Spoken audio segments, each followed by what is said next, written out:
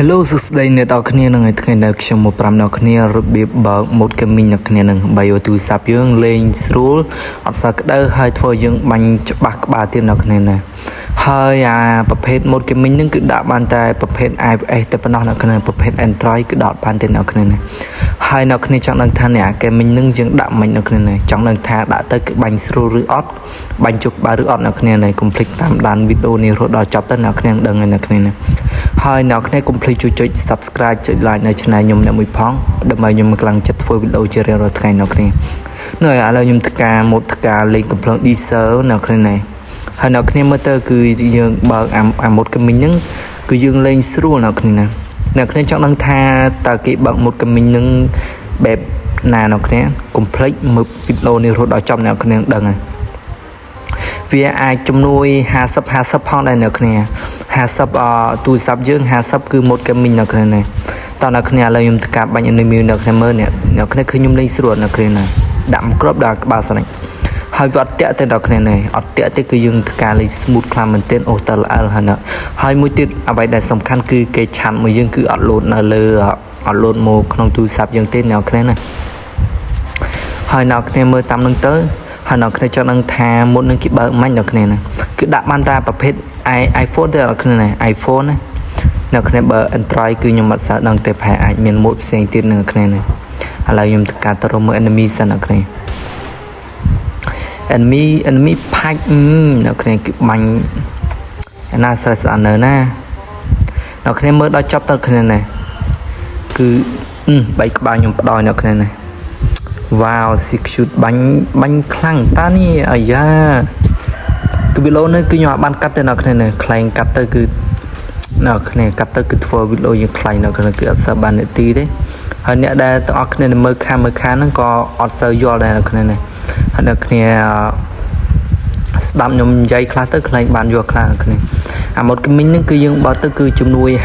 50ម៉ូត Gaming 50ទៅគឺទូរស័ព្ទយើងនៅគ្នាឥឡូវអ្នកគ្នាជាមួយខ្ញុំបាញ់នៅគ្នាគឺមកគ្រប់គឺក្បាលសុទ្ធនៅគ្នាមកគ្រប់ក្បាលសុទ្ធមកគ្រប់ក្បាលសុទ្ធបណ្ដោយនៅគ្នា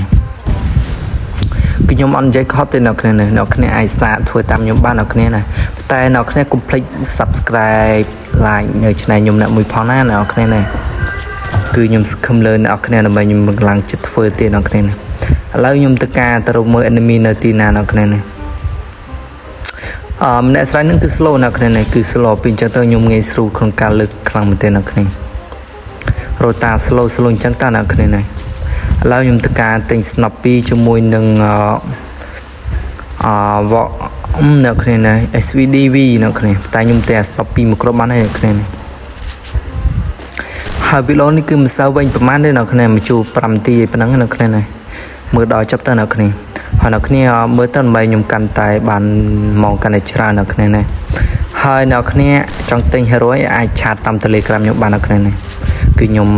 មានសល់2 3 account ដែរសម្រាប់លោកអ្នកគ្នាណាគឺតម្លៃធូរអ្នកគ្នាមានដូចជាមាន